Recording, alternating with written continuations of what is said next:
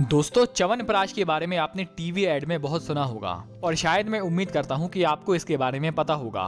आयुर्वेद में इसके बारे में ऐसा कहा गया है कि महर्षि च्यवन ने इस च्यवनप्राश को बनाया था। यह एक अवलेह टाइप का होता है, एक पेस्ट टाइप का। च्यवनप्राश के बारे में ऐसा लिखा गया है कि महर्षि च्यवन जिन्होंने इसको बनाया था, यानी कि महर्षि च्यवन बुढ़ापे में भी दोबारा से जवान हो गए थे और इस च्यवनप्राश का सेवन करके वह स्त्रियों के आकर्षक केंद्र बन गए थे। यानी कि आपने बहुत से ऐसे फॉर्मूले देखे होंगे जो कि बुढ़ापा नहीं आने देते, यानी कि बुढ़ापे को देर से आने देते थे। लेकिन क्या कोई ऐसा फॉर्मूला है जो कि फिर से जवान कर दे? यानी कि बुढ़ापा तो आ गया है लेकिन उसी बुढ़ापे में फिर से जवानी आ जाए, तब क्या?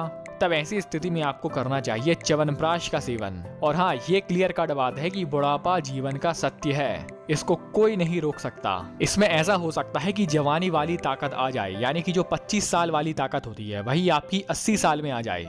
ये संभव हो सकता है, लेकिन 80 साल में 25 साल वाला लुक आ जाए, या जो व्यक्ति 25 साल में जैसा दिखते हैं वह 80 साल में भी दिखने लगे, ये असंभव बात है। शायद पहले कभी होता होगा, लेकिन आज के टाइम पर यह असंभव बात है। तो चलिए अब आगे बढ़ते हैं और जानते हैं कि च्यवनप्राश खाने के क्या फायदे होते हैं, इसको लेने का सही तरीका क्या है। लेकिन उससे पहले अगर आपको ये वीडियो पसंद आती है तो प्लीज इस वीडियो को लाइक करें और इसके साथ साथ आप हमें इंस्टाग्राम पर भी फॉलो कर सकते हैं। इसका लिंक आपको नीचे डिस्क्रिप्शन बॉक्स में मिल जाएगा। तो चलिए अब आगे बढ़ते हैं और जानते हैं कि च्यवनप्राश लेने के क्या फायदे होते हैं। उससे पहले आप ये देख लें कि च्यवनप्राश बनाने की क्या विधि होती है। यह जो मैंने फॉर्मूला क्लिक किया है वह है अष्टांग हृदय से, जो कि महर्षि वाग्भट्ट की बुक है। आयुर्वेद की संहिताओं में यानी कि चरक संहिता में 2 तरह के अलग अलग च्यवनप्राश के बारे में बताया गया है, लेकिन जो इसका सबसे मुख्य जो मेन घटक होता है वह होता है आंवला।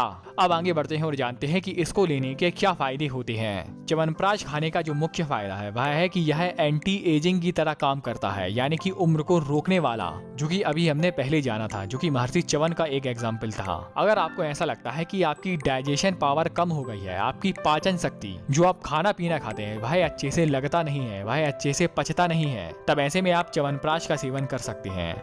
अगर आपको ऐसा लगता है कि अगर आपके शरीर में बल की कमी है, अगर आपके शरीर में ताकत की कमी है, तब भी ऐसी स्थिति में च्यवनप्राश का सेवन करना फायदेमंद होगा। च्यवनप्राश का लंबे समय तक सेवन करने से यह चेहरे की कांति बढ़ाता है, यानी कि आपको सुंदर बनाएगा। इसके साथ साथ जो लोग बॉडी बिल्डिंग करते हैं, जो मसल्स गेन करते हैं, जिन व्यक्तियों को अपना वेट गेन करना है, तब ऐसी स्थिति में भी च्यवनप्राश का सेवन करना फायदेमंद होगा। वजन बढ़ाने वाली चीजों में से यह सबसे उत्तम चीज है। इसका सेवन करने से मसल से बढ़ती है, वेट गेन होता है, शरीर सुडौल बनता है। वीर्य गाढ़ा करने में च्यवनप्राश का सेवन करना सबसे बेस्ट ऑप्शन होगा, क्योंकि च्यवनप्राश को बनाने के लिए कुछ ऐसे घटक मिलाए जाते हैं, कुछ ऐसे इंग्रेडिएंट मिलाए जाते हैं जो कि सीधा जाकर हमारे शुक्र धातु पर काम करते हैं। च्यवनप्राश का सेवन करने से व्यक्ति के शरीर में घोड़े जैसी ताकत आती है, घोड़े जैसी संभोग करने की ताकत आती है। च्यवनप्राश का सेवन करने से रति शक्ति की वृद्धि होती है। जिन व्यक्तियों को श्वासों से जुड़े रोग हैं, यानी कि दमा, अस्थमा, जिन व्यक्तियों को कास रोग है, तब ऐसी स्थिति में भी च्यवनप्राश का सेवन करना फायदेमंद होगा। पहले कभी ऐसा हो गया था कि पहले आपको कोई ऐसा रोग हो गया था, लेकिन अब तो रोग चला गया, लेकिन अब शरीर सूख गया है, शरीर एकदम दुर्बल हो गया है, तब ऐसी स्थिति में भी इसका सेवन करना फायदेमंद होगा।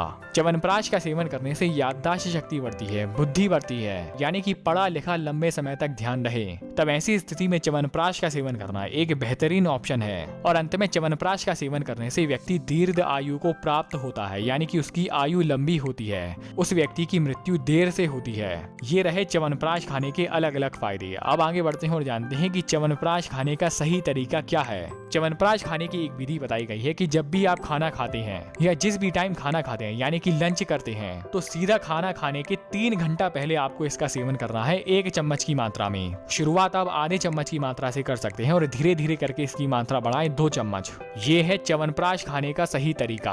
अब कई व्यक्ति ये सवाल पूछेंगे कि क्या इसको दूध के साथ ले सकते हैं? तो नहीं, मैं ये सलाह देता हूँ कि दूध को सिर्फ अकेला ही लेना चाहिए। हाँ, अगर आपने च्यवनप्राश का सेवन कर लिया है तो 15 मिनट रुकें, उसके बाद आप दूध पी लें, ये आप कर सकते हैं, कोई प्रॉब्लम नहीं होगी।